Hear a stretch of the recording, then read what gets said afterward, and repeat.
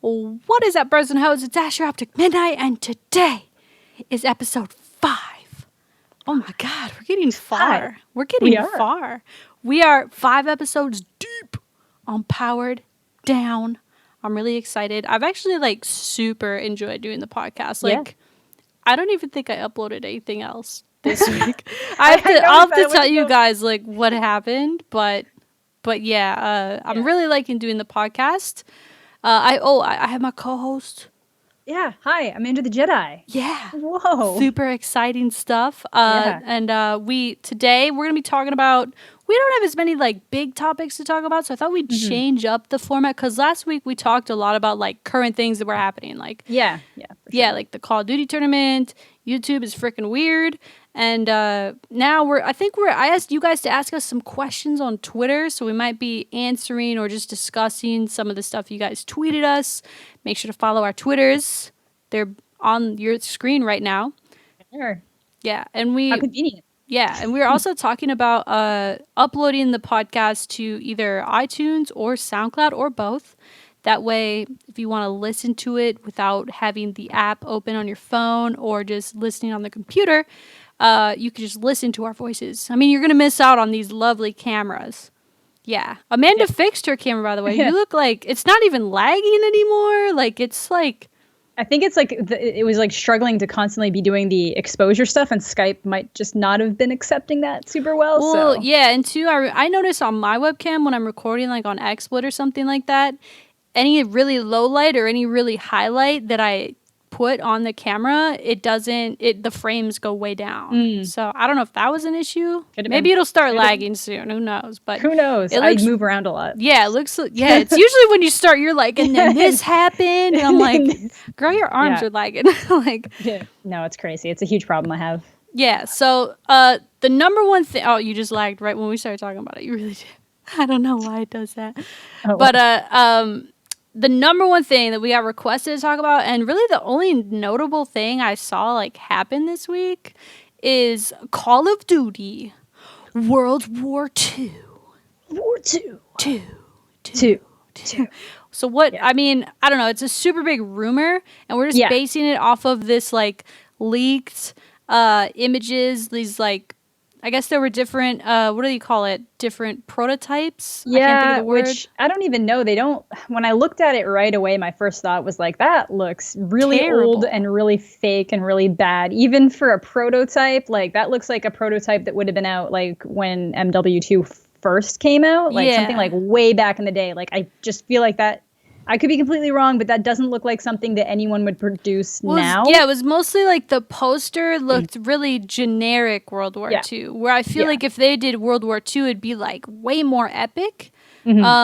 So we'll have to see maybe. But then I thought maybe Call of Duty's trying to change its little vibes here. Maybe they're trying to make it look a little more classic. You know what I mean? Or that the leak is genuine, but the picture is something that somebody just threw together to make it more believable. Or people do stuff like that all the time. They get a little bit of information about a leak and then add to it. They just stoke the fire. We got to talk about all the different leaks because there were so many. And the World War II.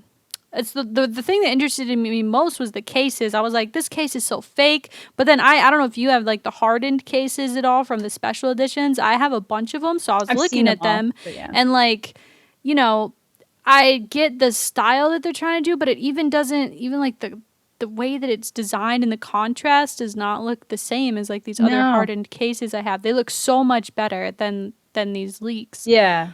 But then on the other hand, the person that leaked this stuff is the same person who leaked Black Ops 3 early with Specialists, and the same person who leaked IW last year. Yeah. So it's a reliable leak, but if you could have a such thing. Exactly. Because with the saying, a broken clock is right at least twice a day. Yeah. So it's eventually they're gonna, with all these leaks, something's gonna be right, but well, it's like you said too, maybe it is World War II. And then they're just trying to substantiate that with look, Yeah, exactly. And what ended up happening, which was really weird, was people the next day after these posters and this case prototype things were released, they made like a fake trailer that it looked kind of real. I didn't actually see it because I was streaming and I'm not dare playing anything Nope. that Activision's about to strike on my Nope. stream. Yeah, exactly. But I saw that it said there was like a screenshot, and maybe the screenshot was fake, or maybe I was really confused what was happening because it said that Activision Publishing took it down because of copyright. And obviously that made everyone be like, oh my God, it's real. It's gotta be real. They're striking their content, you know, it's their content, it's theirs. And then Activision, I guess, told Charlie Intel, or Charlie Intel somehow got a source that said that was fake, that wasn't us. Huh. So it's like, I don't know, I'm a little confused. Maybe I'm remembering wrong, but I'm weird in the sense that when like things start leaking for almost anything, I just like I ignore it because on the one hand, if something happens that it's like I get so hyped about it and then it's not right, then I get mad. Yeah. So and then it's like if it is right, and then I'm like, well, then I kind of like lose out on the surprise, or I build it up too much. So it's like I do the same thing with movies. Once I decide I'm going to see a movie, I try to avoid all the trailers because I just don't need any more information. So. I think that happened to me last year when they leaked the promotional posters for like Modern Warfare Remastered being the extra. There was the rumor that was Modern Warfare Remastered and Modern Warfare 2 coming with the next CoD, and I was like, I don't want to know anything about that because if it's not true, I'm a little heartbroken. I'd really like that. Exactly. But yeah, then the surprise thing, like you were saying, so I don't know, man. Whether it's real or not, it's nice to think about. At least we do know, confirmed for sure, for factual facts, that the next Call of Duty is going to be boots on the ground. Yeah. Which could mean, it could even still mean futuristic, like Black Ops 2 is boots on the ground, and it takes place in the future. It's true, but I feel like Black Ops 2 happens in the future in a way that people don't realize that it happens in the future. It still just feels like an exaggerated version of a modern war, you know? And like the battles still felt kind of real. The maps were great.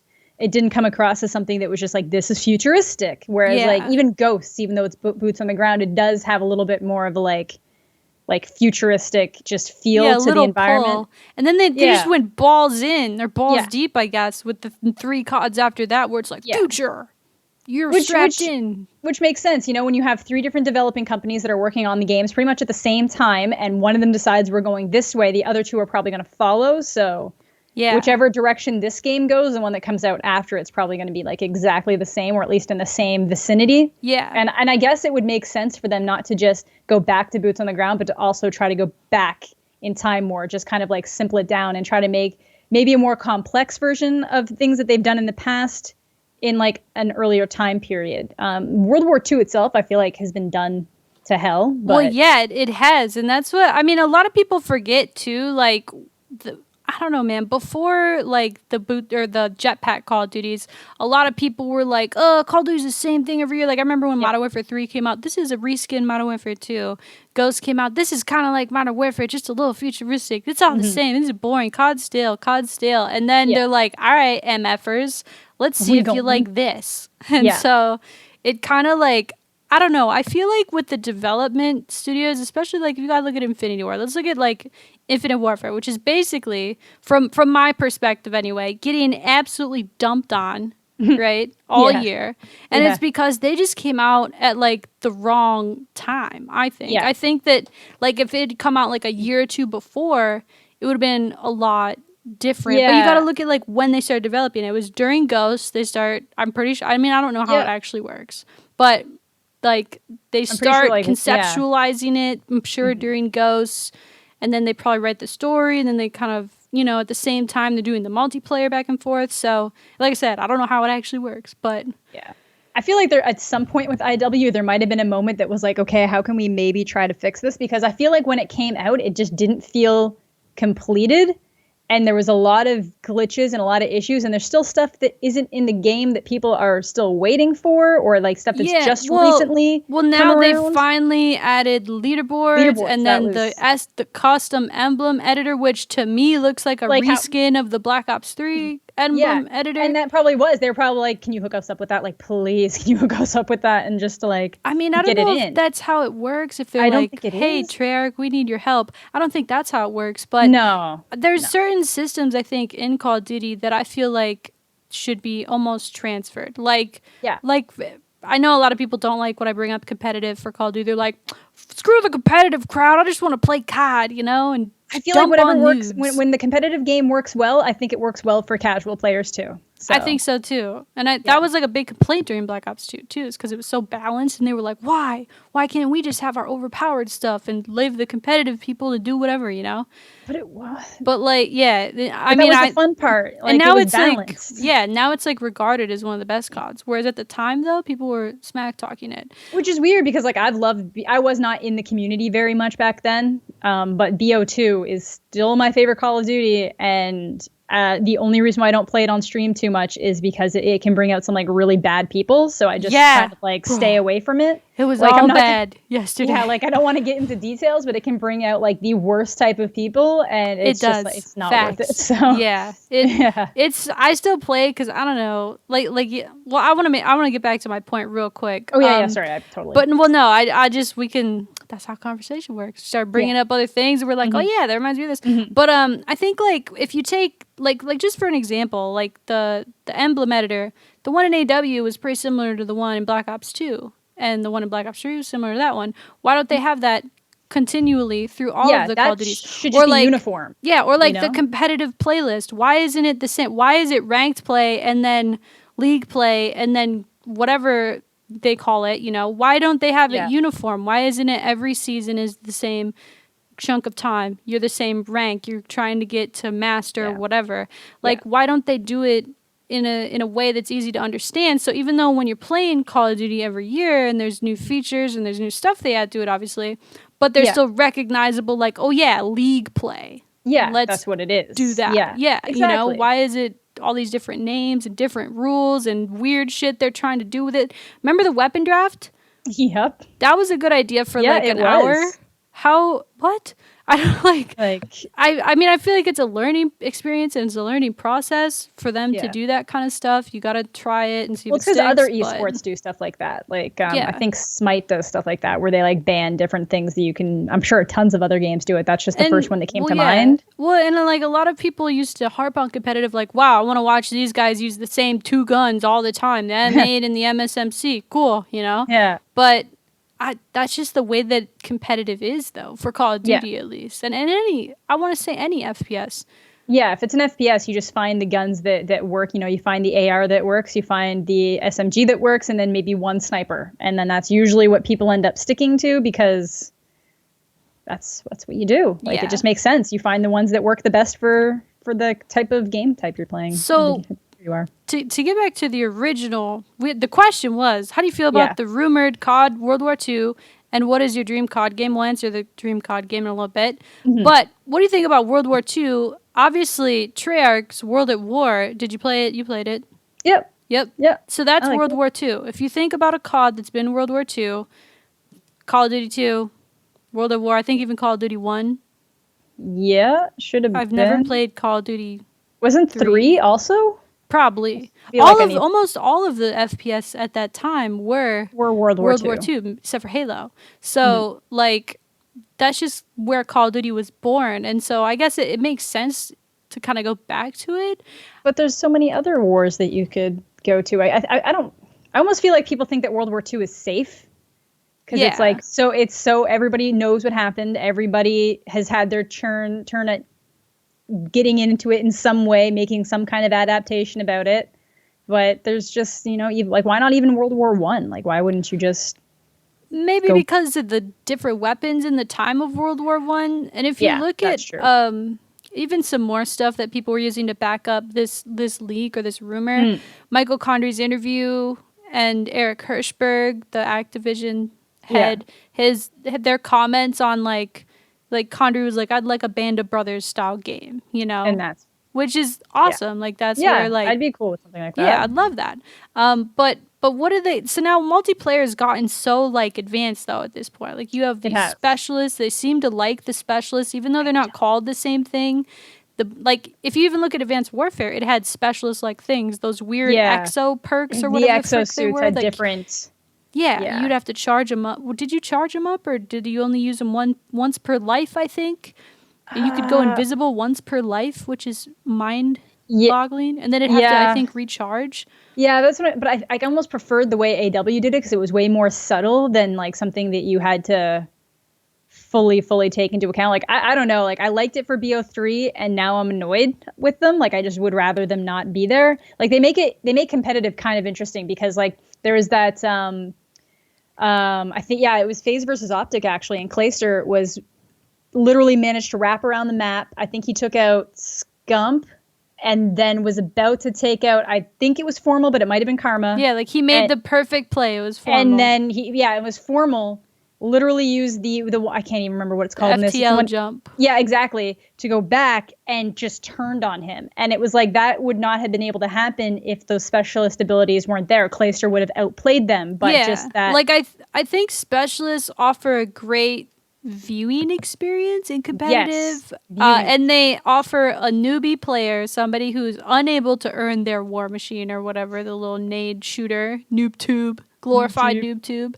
It allows them to earn it over time without having to go beast mode. It gives that casual player like, oh my god, I'm beastie, that feeling. Yeah, that's true. But when you're playing, it's not fun. It's not fun. It's not. Like, I just will end up using the same one, the kinetic armor or whatever, the one that gives you extra health, for a brief period, and I'll just pop that. But even that, it just feels like you could play it perfectly. You could play the whole scenario perfect. You know what to do. You know how to execute, and then bam, boom, you're just dumb stuff happen. Like, there's literally an Infinite Warfare, I don't remember what to call it, so I'm just going to call it a specialist ability.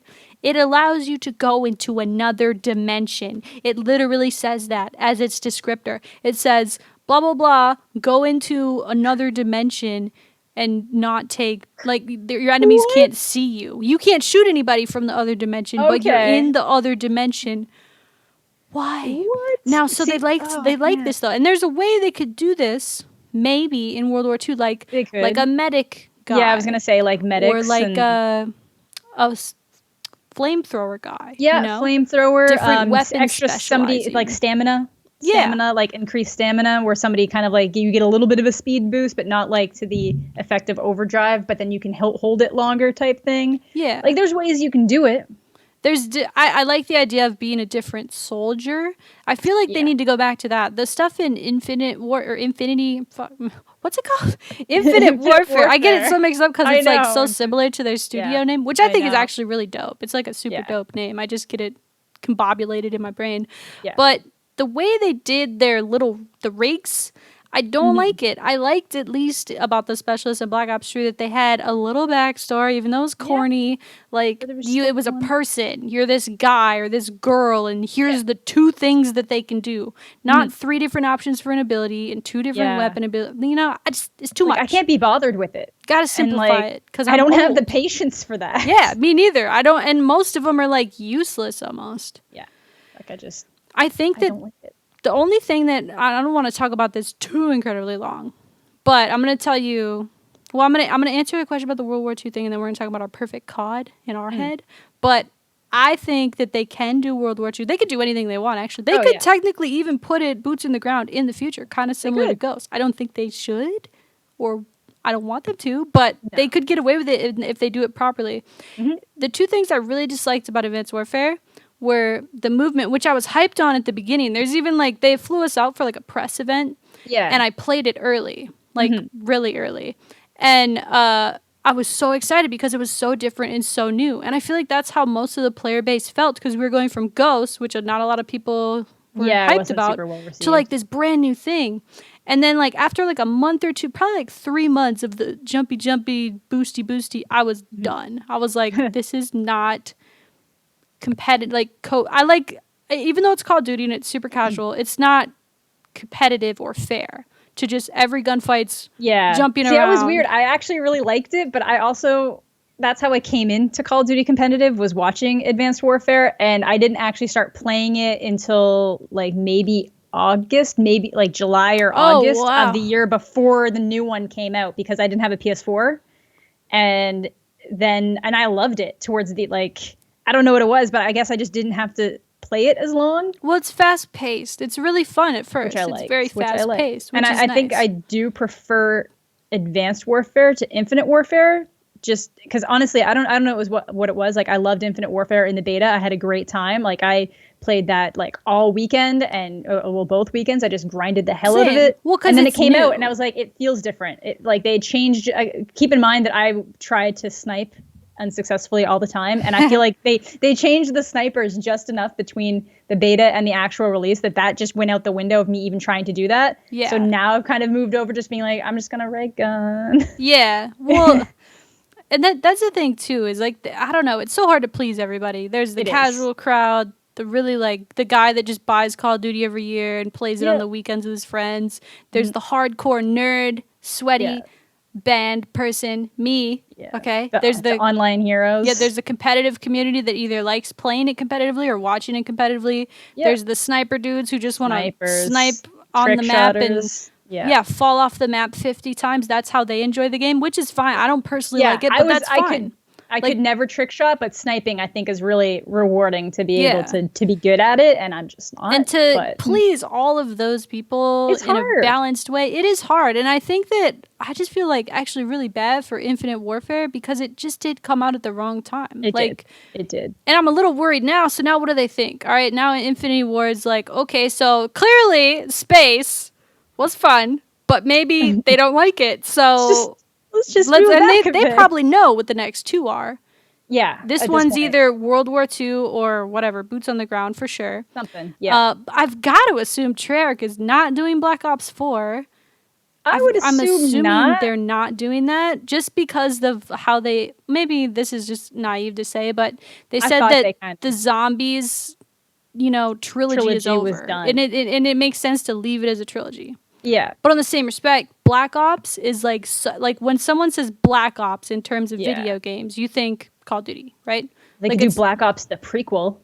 They could. And that's what I was thinking, that's what I was thinking, like, Sledgehammer could do. Like, Modern Warfare prequel. Yeah. Show, like, follow one of the storied characters, like Price or someone like that, like, back in that time. That'd be so cool. It would be. Because people find the characters that people already like and work around it, but I know so many people don't even touch the campaigns.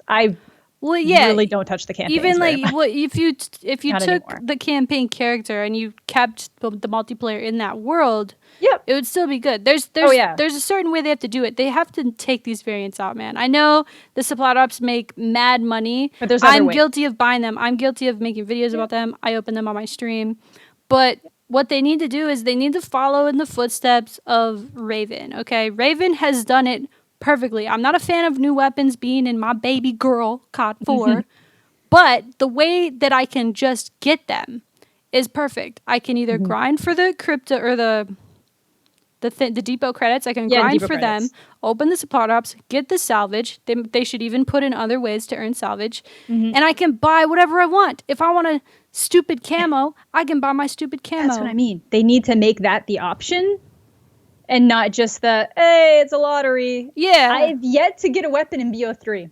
It's ridiculous. I've spent hundreds. And I have weapons, but they're like, oh yeah, the Galil's out. And I'm like, cool, now I have to open a pool of 3,000 items to get one item. And they have this thing where they can guarantee you a weapon. They should do more of that if they're going to do it. I don't know.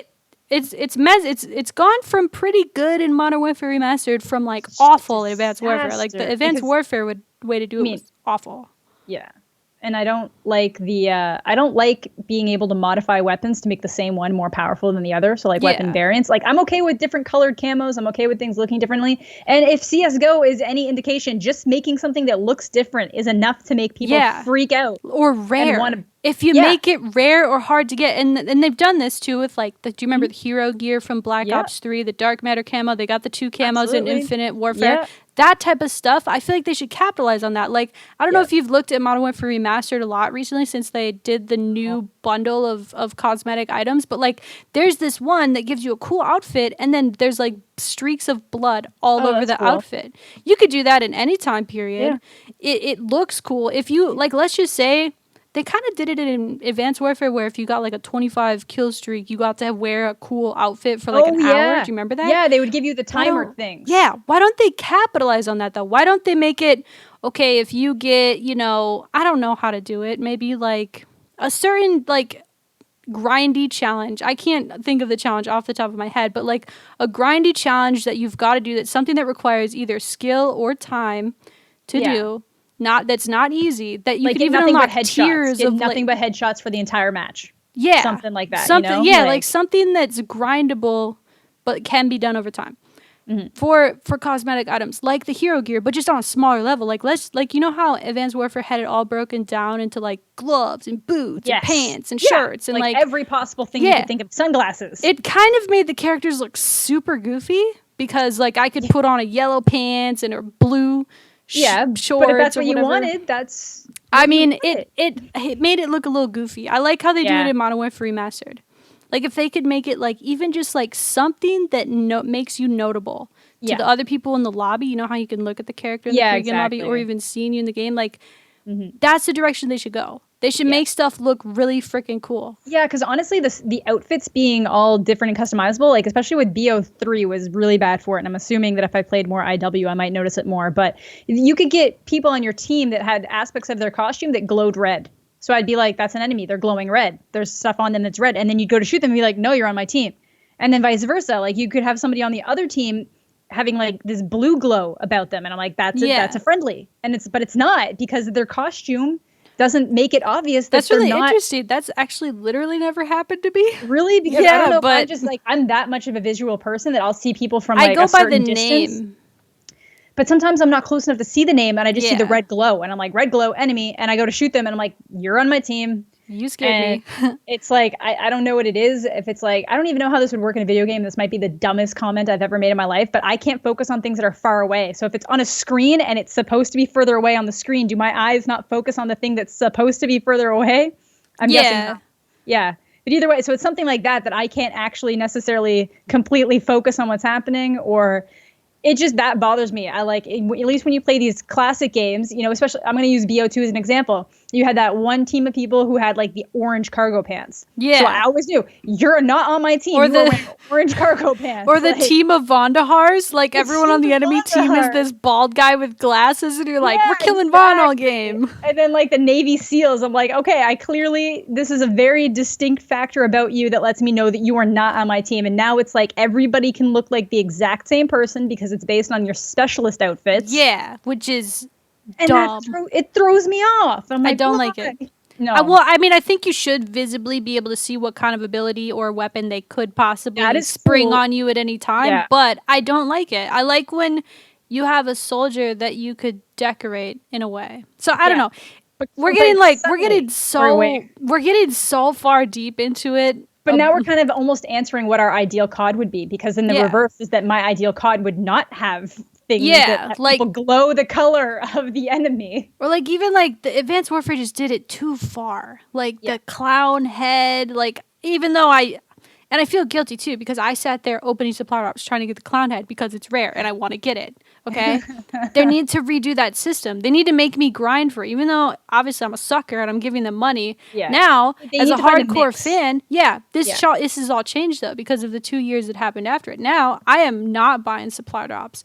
I maybe buy like when the Modern Warfare, and here's a system I support, and I still do buy supply drops for it, is Modern Warfare Remastered. You'll not catch me buying supply drops on Infinite Warfare because I don't support their system. I don't buy it on either. Buy a majority of the variants in Advanced Warfare or in Infinite Warfare, but there's still some that are locked behind that wall. I don't support that. No. Now, even though I don't support the new weapons in MWR, I've had more than enough salvage to be able to unlock them. I just refuse to use them. I won't. You know? But like, I don't even touch MWR lately, I'm going to be honest. But yeah, the outfits I'm cool with. I like outfits. Dope. Man. And I like being able to customize your gun appearance-wise or with attachments, but I don't like being like, okay, this one, for no apparent reason whatsoever, causes infinite more damage. Yeah, one-shot headshots. Let's go. Like, that's fair. Heat-seeking missiles to the head. It's crazy, I don't know. It's all bad. They need to just do what Modern Warfare Remastered did. They've done a fantastic job. I'm not happy about the weapons, Raven, but You did. I mean, I don't know if you've seen if you saw the new stuff that I'm talking about that they added like last week, you'd be like, damn, that's dope. Like the camos are cool. The I'll look at kits, it. the kits that change the appearance of the weapon that you can combine with a camo, but it doesn't do anything statistically.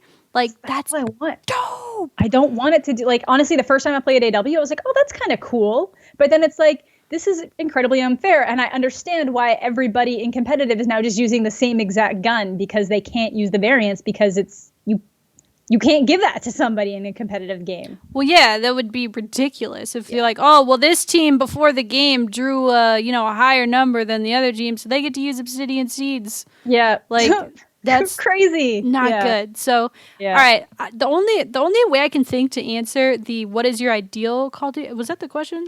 Yeah, what's your ideal Call of Duty? What was what'd you say? BO2. Yeah, like when I think about it, I think about like taking BO2 and then taking Modern Warfare Remastered, and BO2's like, hey, I like you, want to go out, and MW2's like, yeah, and then they make love and make a baby, and then that's my COD. Like, see, for me though, I just want it to feel like Treyarch made it. Like I know some people prefer Infinity Ward's like method. Like I don't. When I play MWR, half the time it feels wrong, and you're probably gonna hate me for this. No, I would not hate you for having an opinion. Maybe it's from like a sniping standpoint, but when I try playing it, like it just doesn't. I don't know, like everything feels off to me. And then there was this one update, everyone was like, "Oh my god, they fixed snipers! It's amazing! This game is so good now." And I'm like, well, they didn't do anything mechanically to the snipers. They only made it so that you could get collaterals. Yeah, as you should. Did you play Call of Duty 4? I did a bit, but I wasn't around for when it first came out. Like my first ever like Call of Duty that I played online was BO1, was Black Ops 1.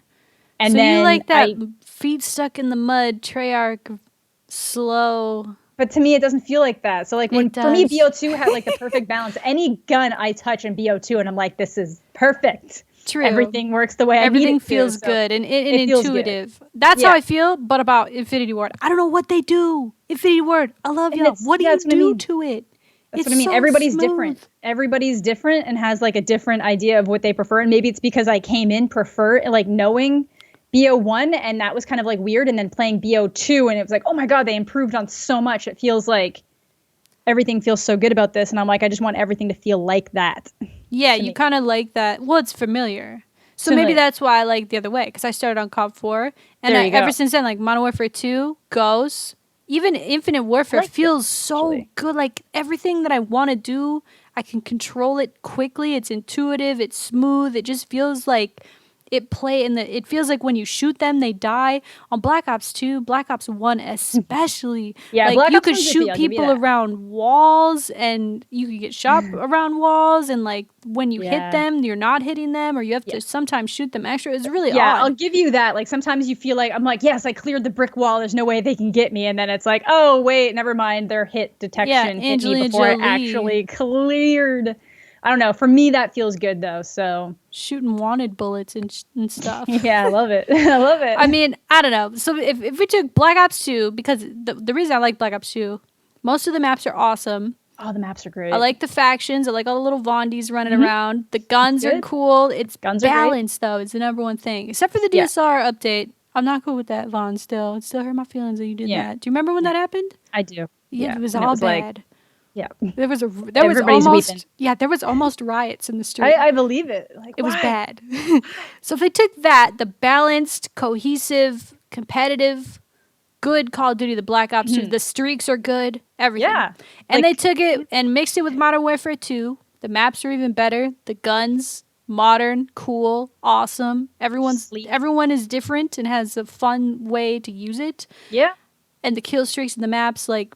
That would be my perfect Call of Duty. Modern Warfare, Black Ops 2. See, yeah, because now that you mentioned score streaks, I find that like kill streaks and stuff don't bother me in BO2, but when I play MWR, I will rage quit matches the second a helicopter gets in the air. Because I'm like, it's over. Shoot it down. It's so easy. I try, no, because I end up in lobbies. For some reason, I can't shoot them down because I am enfeebled and nobody else tries to. And then I always end up with these lobbies where people are like, we just have one helicopter in the air and I'm already at full streaks all over again. And it's just going to keep happening. Yeah, that's true. Like, you could just if I end up with one of those. Yeah, if I end up winning one of those, I leave. Like, not instantly, but it's just like... It's tough. I've had games like... I know what you mean. I've had games where it's like, when you're dealing with a whole team that's just... If they beast on you in the first, like, minute or two, they can all have helicopters for the whole rest of the game. Yeah, and it's just, like, it's annoying. Old. Every time I step anywhere as I die, like, I can't... They can get me through the walls. They can get me in a building. This might be why I mostly play free-for-all and search and destroy. Because if free-for-all, if other people are getting helicopter at my lobby...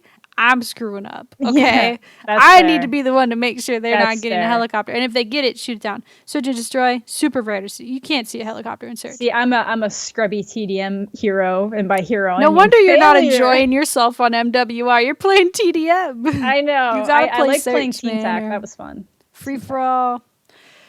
I don't know. See, I tried playing free for all, but then when I stream, everyone's like, "Why are you playing free for all? I can't join you. I can't play with you." And I'm like, "I'm so sorry." No, tell them this is what I feel like doing. Buddy, yeah, don't true. be mean. I'll do that sometimes, but so your perfect COD would be a Treyarch feeling. Yeah, Treyarch feeling. Something like I like the speed. Like I think now I'm kind of used to like a more like Call of Duty's always been at a little bit more of a fast pace. Yeah. So I like that kind of speed. I don't like the wall running. That's probably the wall running annoys me more than the jumping. Same. Because for some reason I am very good at shooting people out of the sky. Like if you're in the sky, I can shoot you. But once I don't know what it is, once they get on the walls and they can start sliding and stuff, like that throws me off. Dolphin diving, I miss that. There like, yeah, exactly. I just don't know what to do. Once they're in the air, there's only so much they can do. Then I'm very good at just kind of like cloop. I can get them very good.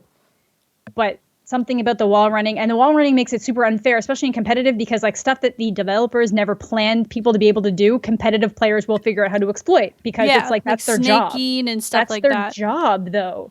So it's like if you don't want people to do that, immediately code, there's no way that you can jump off of this part of the map without dying. You know, like you can't touch this part of the wall without sliding down. So I blame the developers, not the competitive players for that. But I don't like that's an option. Like, I think all of this stuff makes it really tough. So are you saying your perfect COD would have a jetpack? Or no, I'm just saying I don't you don't like the wall running. Yeah, I don't like the wall running. See, I don't want the next one to have jetpacks. I'm just saying that the jetpacks themselves aren't what annoy me. It's the... Amanda the Jedi's a jetpacker, No, I'm not even. I'm a BO2 player. I'm a dolphin diver. You're the person jumping on the flag? Yeah, I miss the dolphin dive. But so no, I'm just saying that the I don't want the jetpacks. I'm just saying that those themselves aren't what annoy me the most about the new ones. Like honestly, some of the specialist stuff in the new one annoys me more than like anything else you can do. Like you know what annoys me in the new one? All this different equipment, man. What? Why? How? Sway? I don't got the answers. Why is there a black hole grenade? Why is there one that separates into 3 grenades? Why? Yeah. I mean, it's creative. It is. I'll give them that. It's creative. It's cool. It's cool to be like, look at this dope nade. Yeah. It's not cool when I have to run tac mask and flak jacket because these Fs are all just shooting frisbees at me or whatever. Yeah, I don't like it. Don't like it. Exactly. Like it's almost like in some ways they went too far in the casual direction to be like, it's not even casual. It's all like, we are now just making stuff so that if you are completely terrible at the game, you can just keep throwing this stuff without actually having to learn to get any better. And I'm like, I suffer. I'm terrible at this game and I suffer. I suffer. I suffer. Call of Duty, I suffer. By Amanda the Jedi. Seriously. Any video game in general. I suffer. Is there in easy mode? I suffer. Yeah. All right, man. We've talked about COD for way too long. I didn't think we'd talk about it for this long. Yeah, me neither. Oh, man. But that's what we think about World War II. We didn't really answer what we think about World War II. I'm cool with literally anything they do. I'm so vulnerable right now, Call of Duty. Literally. Just I'm looking forward to whatever you're doing. Yeah, I'm just not that picky, so it's like, okay. Yeah, I mean, boots, and people are saying, whoa, just because it's boots on the ground don't mean it's going to be good. I agree. Yeah, it could still be horrible.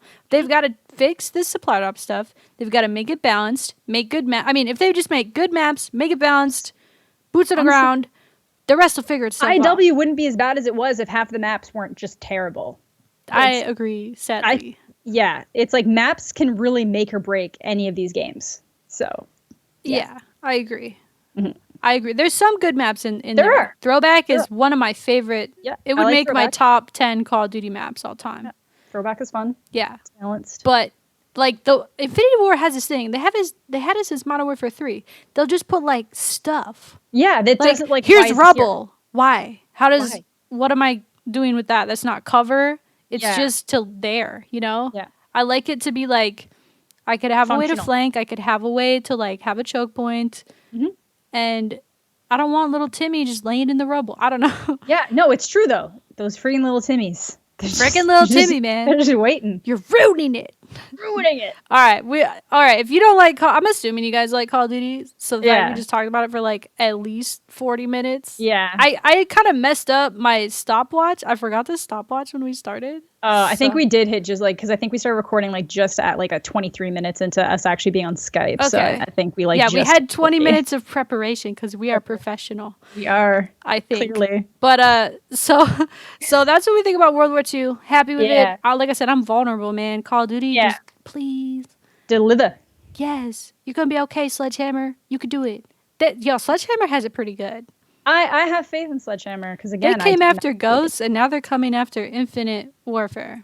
Yeah, they can do it. They have it pretty nice right now. They do. I feel bad for Infinity Ward, truly, because of their way in the cycle. Because we gotta stop talking about it. But I just want to say, like, what are they gonna do next?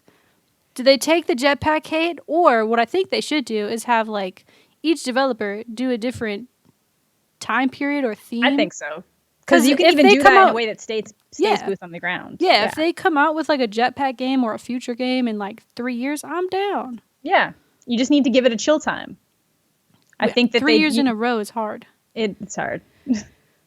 Rip. Yeah. Okay. Next question. We got this off Twitter. I'm sorry I'm not saying your guys' names, by the way. I should be giving like actual shout outs to tweets, but I just copied the text. So I'm so sorry. Shout out to everyone who did tweet us questions. If you won the lottery, what would you do? Give up YouTube and streaming or carry on as if another day in the office? You go first? Yeah, I'll go first. I'm guessing just by the way that it's worded, you mean like a lot of money? Because if it was like a large sum of money that I could just like not have to worry about anything again. Yeah, like are we talking about 300 million or like 600K? Yeah, because honestly, if it was, so let's say it's like 600K or something, honestly, I would probably keep everything exactly the same. But at 600K, like I might quit my job and just really try to push this as hard as I can and just be really smart with it because I don't make much money right now. So 600K living the way I live now would last me a very long time. Like a very, very, very long time. So like the more I'm thinking about it, I could easily quit my job actually. Because, I'm like, damn, you still want to do the YMCA, bro? Yeah, because you gotta really love it there. No, I don't. I'm just trying to think practically, but I'm like, nah, 600K would even be enough to quit my job. But I think in either scenario, 600K frees up your whole day, Amanda. Yeah, do whatever you want. So like, I think 600K, I would probably just like quit my job and just stay where I am and just try to like maybe invest some of it. I'd invest a ton of it. Yeah, invest a ton of it and just. Yeah, but then maybe like buy like some upgrades for my setup, like maybe a better camera, just different like better PC, things like that. But then if I won like $300 million, like I would still probably do the same. I would quit my job, but I might move somewhere more interesting, and I would definitely go on more like travel vacations, and you'd be getting some like fire vlogs. Yo, that's what I was just gonna say. Like my streams and videos would be amazing if I won the lottery. They already are. But they'd be even better. Like, yeah. Because, like, I could even still keep streaming because you can just do IRL and I wouldn't care about, like, data limits because I'd have $300 million. Like, so let's run it through the roof. Yeah. You're in a city with good internet, walking around with your iPad or whatever. Yeah, exactly. Just so exciting. So, like, honestly, I wouldn't, because I enjoy doing this and this is something that I would want to do, I would just have more time and more money and just less stress to be able to, like, focus all my... Yeah, instead of, like, okay, do I have enough money to do this? This camera costs this much, so I got to work for 5 months to get that, and then, like... Seriously, that is the struggle. Yeah, like, so that's my thing. I definitely wouldn't stop doing this. So it'd be a combination of carrying on as if another day in the office, but, like, way cooler. Yeah, exactly. Yeah. I think it'd be the same for me. If we're talking like there's lotto winners where you win like $500,000 to $1 million, and I hate to say that. Well, that's not that much money, but for like, if you win like that much money, you're not like, oh, I'm set for the rest of my life. I'm gonna buy 5 Escalades. Lambos. Why did I say Escalades? Escalades aren't that cool. You classic kind of girl. Because I'm going to hire a driver to drive me through the drive-thrus of Starbucks in my Escalade. Yeah, but, I'd invest a lot of that. I'd help my family out. Anybody who needed help in my family, if you're related to me, you know, I got you. Yeah. Well, if I like, know you and you're related to me, I don't want no like third cousin coming out of the woodwork. I mean. I don't know if I'd tell anybody. I think I would like not tell anybody, and I would just like the immediate family members. I'd tell my immediate family, yeah. Now, if I won $300 million, let's just say I hit real big. Yeah. The first place I'm going, you want to know where I'm going? The lawyer. I'm going to the lawyer, all right? And I'm going to say, listen, Saul Goodman, help me out. Okay, I'm going to give you some money so that you can distribute my money perfectly. You know, immediate family gets X amount of dollars. Mm-hmm. Cousins and whatever. Here you go. Here's $50,000. Have a good time, but never ask me for money again. like it would be that kind of relationship. And obviously, I would, if I won that amount of money, that's such a huge amount of money. I'd donate to so many different charities. Yeah. Like I'd say, okay, give this much. Man, I'd start a charity. Then I'm going to buy my Audi R8 and I'm gonna go get like a dope Jeep and stuff. Like I would buy like properties everywhere. It'd be crazy. Yeah, property. That's what I mean. It would be like, I'd have like a Canadian home. I would have like an American home in California. Like, I would have the best stream giveaways ever. Yeah, seriously. Hey, who wants a Lamborghini? Woo! Come watch You're me. Only 15. That's okay. I mean, that's kind of messed up to say because then people would just like tune in for that. But I would do like on location streams. Yeah, like, exactly. Hey guys, that's what I mean. Look, today we're here, and it would just, I don't know, my videos would be dope. Like you could buy like, I don't know, do I want to fill an Olympic-sized swimming pool with 500 million gummy bears? Sure, let's make a video out of it. Do it. Let's just do ridiculous stuff. That's what I would do. So it'd be like the same answer as Amanda, like carry on doing what I'm doing. I probably, people always ask me like, if you didn't do YouTube streaming, what would you do? Like if I had like mad money, I would still stream because I honestly just really enjoy it. Yeah. And I would still make videos. It would just be kind of different kind of videos, I guess. I wouldn't feel like so isolated in like the Call of Duty box or the... You should branch out of that anyways. I mean, I should, but I mean like if I feel like I'd have more of an opportunity to do so if I had like stupid amount of money from the lottery. Yeah. Yeah, it's true. It'd be cool. Yeah. It'd be cool. Another question we got, what is your biggest personal goal in life? And I actually should have thought of my answer before I asked because I don't. I'm going to let you go first. Okay, we'll go first. I'll go with my kind of like not serious answer. One of my goals, I've never cared about Twitter followers because in this day and age, it's like a bunch of mass following and stuff. So I feel like it's very arbitrary for the most part. But I have a goal that I want to pass all of the former Degrassi Next Generation stars in Twitter followers. Does that include Drake? No, because he's Drake now. He's not Jimmy Brooks. But he is, though. You don't see Drake in the I do. Degrassi? I do. I actually still see him as Jimmy Brooks. But like, if I could hope. So maybe not all of them, but I want to try. So like your personal goal is to... It's one of them. Because I have a list. I think, who is it? Jake Epstein, I'm coming for you. Damn. I'm coming for you. That's hella funny. That's your goal. That's one of them. Dude, I have a funny, like, similar story. Do you know Ruby Rose? She's on Orange is the New Black. She's in a bunch of new stuff. She's actually hitting it big. So Cassie knew about her before she got really big, which she takes great pride in knowing about things before they get big. But she tweeted like 2 or 3 years ago, like, Woman Crush Wednesday, Ruby Rose. And I was like, well, I got more followers than her, so who's sexy now? Or whatever. Wow. Just something stupid, you know? Something to be funny. Because I had more followers. I think she had like 15K followers at the time. And I had like 100K. Yeah, I was like, I'm cooler. And then she found that old tweet, or someone found that old tweet, and I was like, well, how'd that work out for me? Because now she has like 1 million or 2 million or something ridiculous. Yeah. And I don't feel cool anymore. It's kind of weird how it makes you... It shouldn't make you feel cooler. But sometimes it does. Like, why does I wonder? Like, well, I'm more important than you because of a number. I'm like, Twitter likes me more. You are like 5 times wealthier than I'll ever be, but I'm more popular on Twitter. No, I get it. It is because I've never cared, but I don't know what it was. I looked somebody up and I was like, they don't even have that many followers, and I'm like, it's kind of like you're using it as like a benchmark, and I guess it really depends on the community that you're from. If you're like, oh, well, I have more followers than this person who's making millions of dollars on a TV show. Yeah. Why don't people pay me that much money, you know? There you go. And I get it. It's just like some people don't actively do things on Twitter, so nobody even knows that they're there to look for. Yeah. Really. So I think that comes to it. But another, like, my actual goal is I would like to turn all of this into a career. Like, I would like to be able to do this as a job and, like, even just live the way that I already live now, but just have it all that income come from doing stuff like this. Yeah.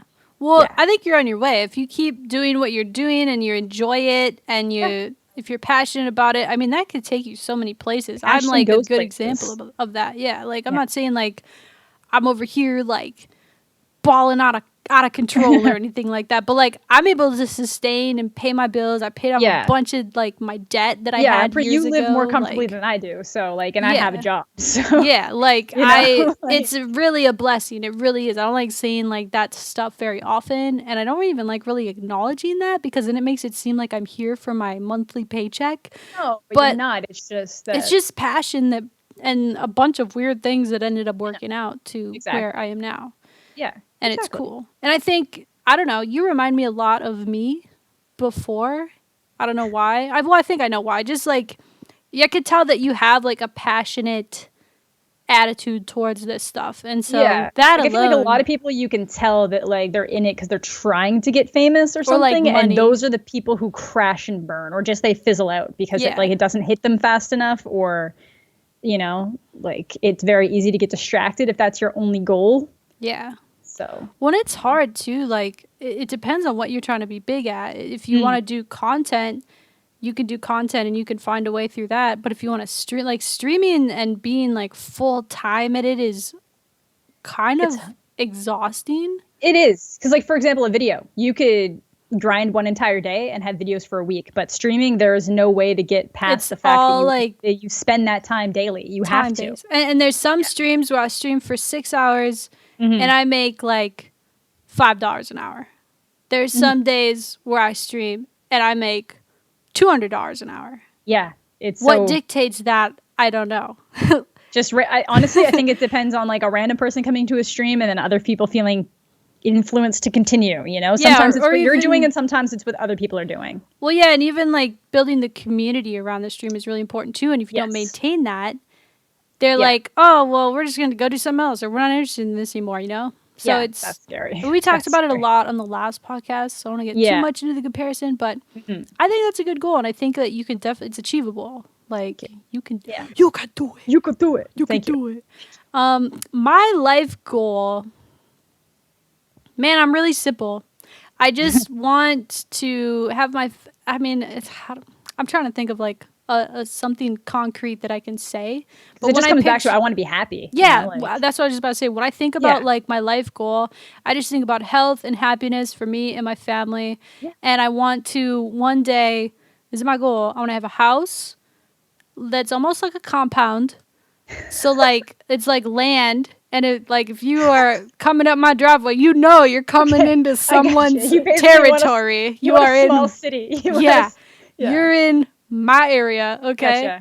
Gotcha. And I want to be able to play video games, and I want to have lands to have bonfires, go dirt biking, do stuff like that. Like when I think about that, I just think about like happiness and health of my family, making enough money to support them, and then even like one goal that I'd like to have if I did have that land would be to like rescue animals or facilitate a place, pay to facilitate a nonprofit to like.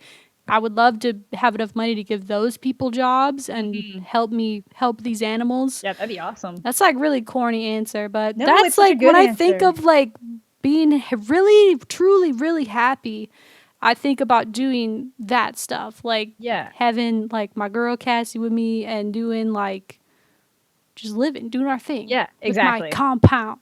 I will have sentry guns, so if you're not invited on the property, no, I'm just kidding. but yeah, it's gonna be. I don't know. That's just what I think about when I think about like my long-term goal. Yeah, absolutely.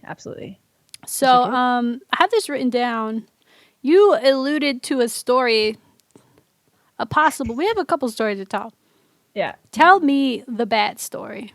Okay, so there's 2 bat stories. I have not heard this, by the way. We were brainstorming for the stream. I'm like, what's some crazy shit that happened to you? Yeah. So she was like, oh, my 2 bat stories. I'm like, 2? So I have been attacked in my home or my parents' place twice by bats in my life. Question 1. Yeah. Did they bite you and how did they get in? That's 2 questions. Okay. They did not bite me, unfortunately. Do they want to bite you? Do they want to bite people? I don't think so. Not really. They don't. Okay. I think there's species. No, because there's the vampire bats that like will feed on like dogs and stuff, but I don't think they mess with humans. So when you say feed on, do you mean like a carcass? They just like suck some blood and then they go away. Like they're little tiny things that like the dog wouldn't even notice. They would wake up and have like a scratchy. Like, have I been bitten before? What? Is it possible that I've been bitten before? You've been bit before? That's the story. That's why I'm so pale. No, I have not. I haven't. Okay, I'm sorry. I'm very bad at listening to stories. Go ahead. I don't really know how they got in. The first time it happened, I was coming home from work, and I'm guessing it was like a night shift. So I'm guessing that when me and my mom opened the door, it got in. So it's like 10 or something. Like my parents kind of live out in the woods, kind of. So it's like, I don't know. It's like 10:30 at night. They've gone to bed. I'm just kind of chilling in the living room, watching something on my laptop, and then I just see this like dark shape just swoop. Oh, hell and no. I'm like... In your bedroom? No, this was in the living room. Oh, wait, no. So, okay, this is exactly... I forgot. That was the... Okay, so actually what happened, I'm sitting in the living room and I see a moth on the lampshade. So I go over, I grab a tissue, and I just kill the moth. Damn, you're savage. And then the next thing that happens is that the bat swoops like right where the moth was. And then I'm like, I stole his lunch. But I'm like, what the hell? So then I stop moving for a second. He was trying to fight you. Yeah, so like my cat and my dog are both kind of like, what's going on? And then it swoops again. And I'm like, Mom? Wait, so when you say it swoops, you saw and recognized that a bat was inside? It took me the first like couple swoops for me to realize that it was a bat. Because they move really fast. Gliding around? No, not at first. It was literally basically it's kind of hard to explain, but like where my parents live in the living room, there's like a wall, but if you went on top of it, it would actually like open up to where the basement is, kind of, because it's like it's weird. It's like you can't actually see into the basement from up there, but basically there's this weird like spot that there's like the ceiling's here, but then there's like this gap. I don't even know. It's weird. So like the bat went in there. That's not up to code. It is though, actually. It's like it's supposed so you can put like pictures up top, kind of thing. Oh, I see what you're saying. Yeah, it's like a little ledge, and so it was gone. And I'm like, Mom. So like eventually they come out because I'm like freaking out, but because it's not just flying around and it is obviously equally as afraid and just trying to find a place. Every time my parents like turn around, the bat swoops at my head, and then I freak out, and then I'm like just ducking and diving everywhere, and like. My dad's like looking around and my mom eventually is just like, are you on drugs? What? Are you on drugs? Because they can't see it.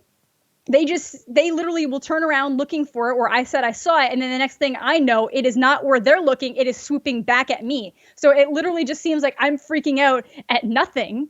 And you're like, maybe I am. Maybe I am. I'm like, no, I swear on everything there's bad. So I'm like freaking out. My dad's in and she's just like, tell her to go in her room.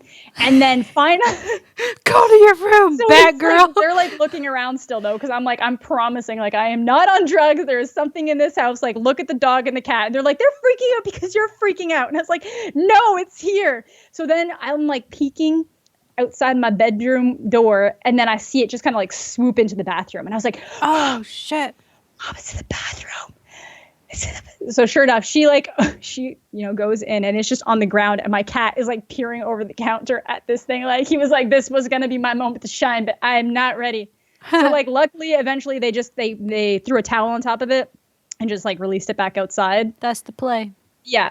But it took that I think that whole ordeal took like 5 minutes of like my mom being positive that I was on drugs because she could not see. And I'm like, yeah, sure. I'm going to get like hopped up on LSD or acid while sitting here casually on a Thursday night after work. And I was in like, I was in like high school still at the time. So like, it was just like nothing, like, I don't even know. It was crazy. So then, that was like a very traumatizing event in my life. And then I thought I would be done with it.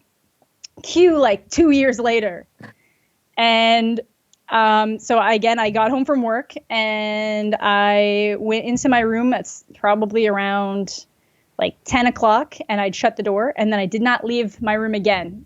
I probably went in my room around like 9, went out once, but shut the door behind me to go get something and then went back in and it was there. And then I went to bed at around 11. And at this point, the door had not opened at all.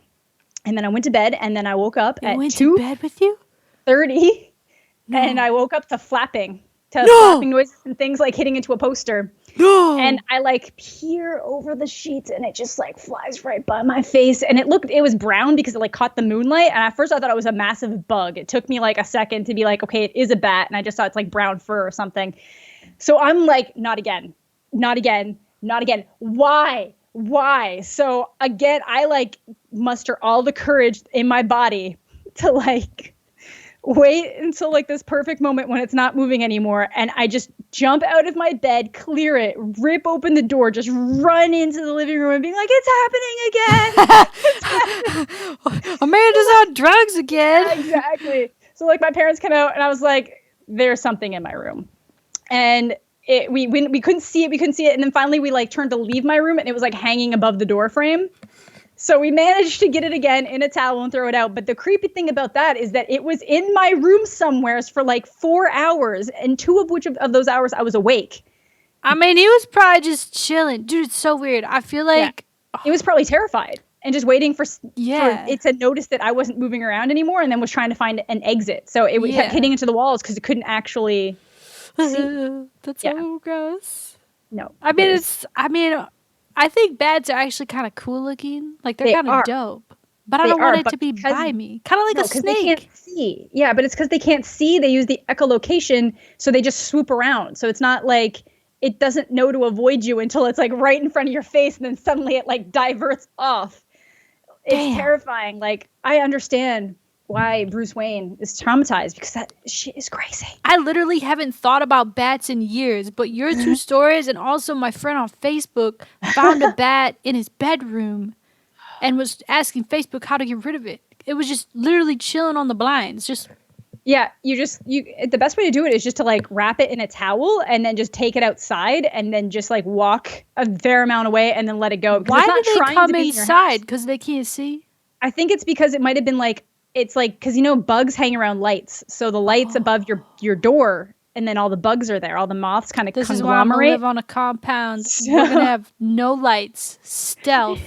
You won't even know you're here until it's too late. Yeah, so like you open the door, moth happens to try to come in, it decides that's the moth it wants to eat, and then it just unintentionally ends up inside the house with you. So how does a bat know that a moth is on the blinds?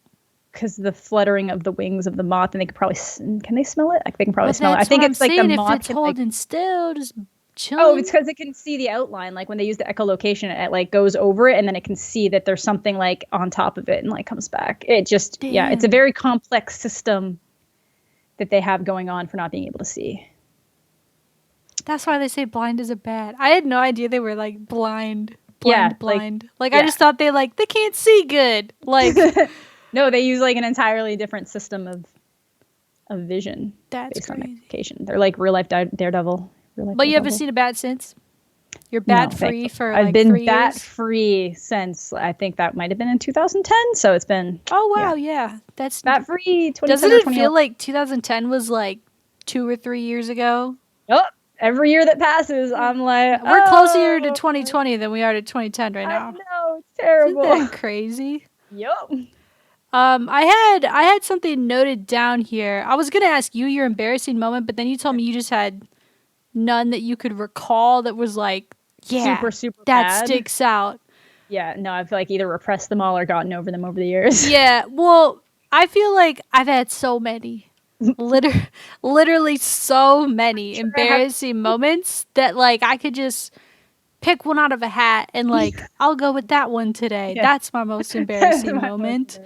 When I think about embarrassing, I think about like something terrible happening in front of many, many people and you're embarrassed. But the 2 that stick out in my mind are not that. It's literally like only a couple people witnessed it, but internally it sticks with me. It's like I never want that to happen again. Please. Yeah, all of my embarrassing moments are like very intimate.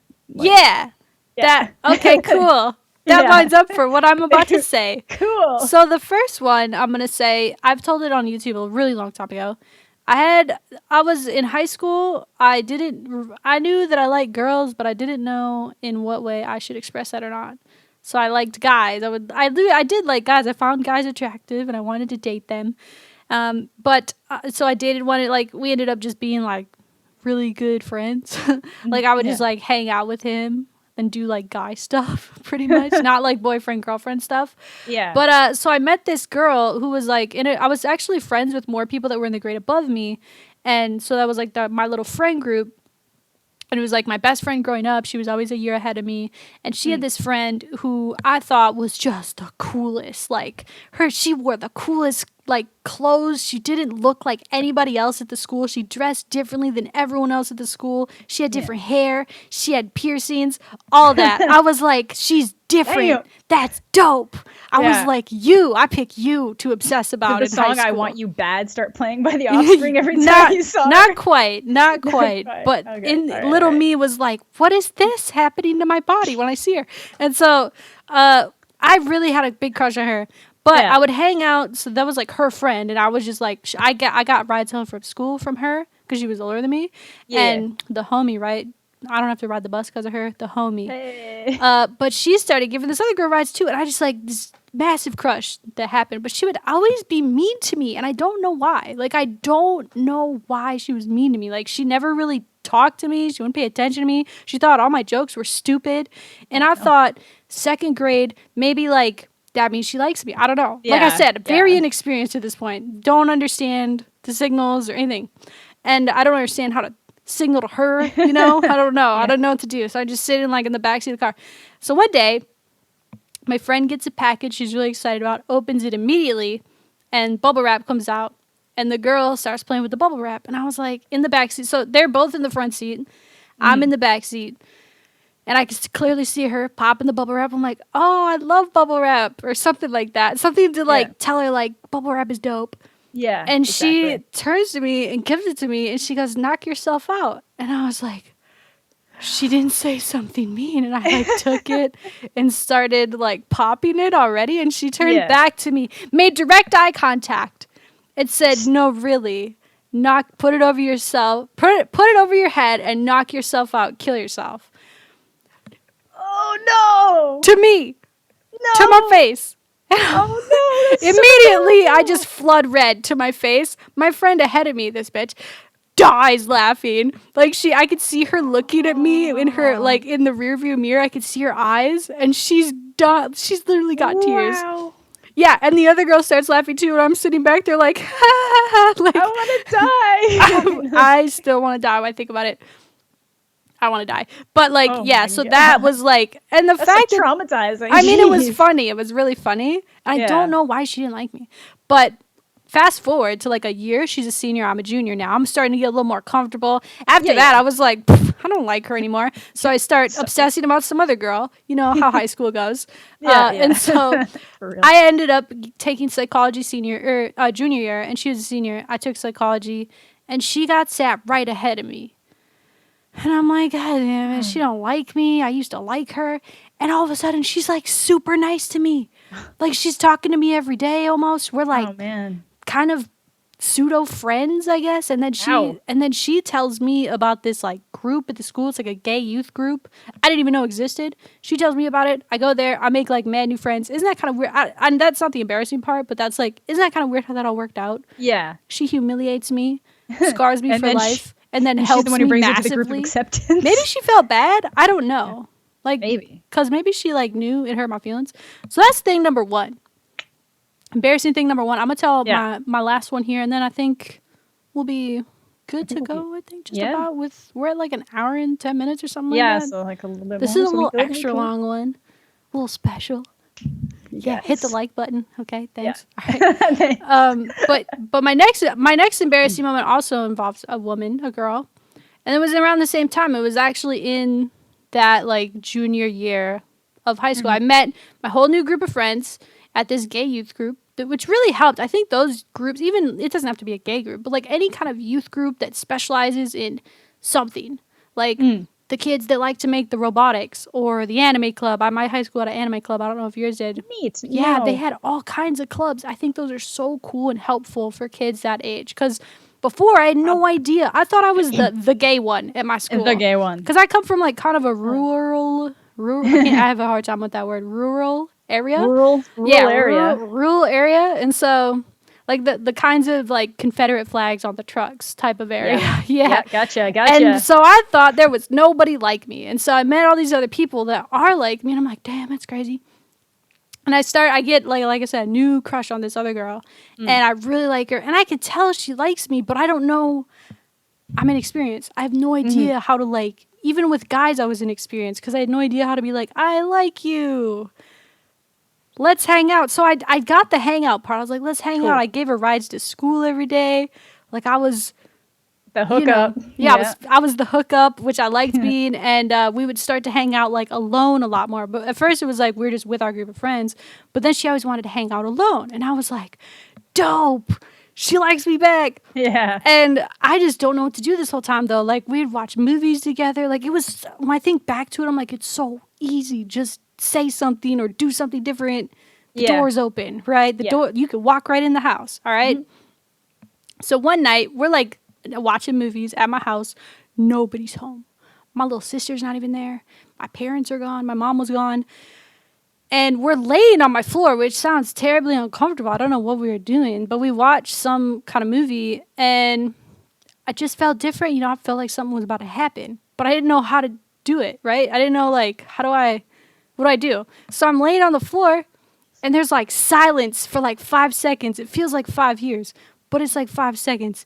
And she leans over, she kisses me on the cheek. Okay? You want to know what I did, Amanda? What did you do, please? Literally nothing. I literally, like my whole face. Was the sign. I know. My whole face just turned red and I'm laying there and I'm like, I smile and I'm like, nothing. And so she goes back to laying down and must have felt rejected in some way. Right? And I'm just sitting there like, what the fuck am I supposed to do? And like, it was like I was trying to solve a math problem. I was like, what do I do next? What do I do with my hands? Get up on that! I did not. I had no, like, I was so inexperienced. I was like, because we're both kind of shy. So when you have two shy people, I was really shy at the time. You need to learn to make that. Well, I'm sure you have now, but you make that work for you. You make the awkwardness. Well, now, that's why it's so cringe now, because I'm like, bro. But I'm like so glad that I'm actually so glad that it didn't happen because I'm still friends with her to this day. Okay, that's and fair. I'm so glad we didn't like do anything because it ended up like just not really, I don't think it would have worked out. Maybe it would have, but I have a whole new I guess it doesn't matter now, of life experience. Yeah, it doesn't matter because of it. And I'm so glad we can be friends now. What if we ended up dating and then hating each other or something? So yeah, because that's how it usually goes. Yeah, so those are the two, like, my face flood red moments. There's so many other ones. I don't know why they both involve girls that I like. I guess when you're in high school, you're kind of, like, really vulnerable for that kind of stuff, though. You are, because everything's, like, amplified. It's, like, normal feelings that are that should be down here are all the way up here, and adding in these sexual hormones and developments. And at that time, I did not know that. I did not know that, like, you know, nobody does. Years Everybody later, tells teenagers this isn't chill. The way that it really feels like, and then they're like, "I'm an adult." Whatever. I'm so more mature. I'm so mature compared to other kids my age. Yeah, and I'm not even trying to invalidate the feelings because they're very real, but it's just like they are heightened. Everything is very much more dramatic when you're in high school. So if you're in high school right now, and you either laugh at what happened to me or you empathize, if you empathize with me, we just became best friends because I hope someone else has done some dumb shit like that. Yeah. At least a little bit. I'm sure tons of people have done really stupid Or like shit. even like, have you ever had like an experience with someone where you just completely miss their signal? Like they're hitting on you and you're just like, ha ha ha. Like, see, I feel like I do miss it most of the time unless I'm also interested. Because if I'm also interested, I'm taking like every little string and I'm like, that's a sign. That's a sign. That's a sign. Have you ever been interested in someone?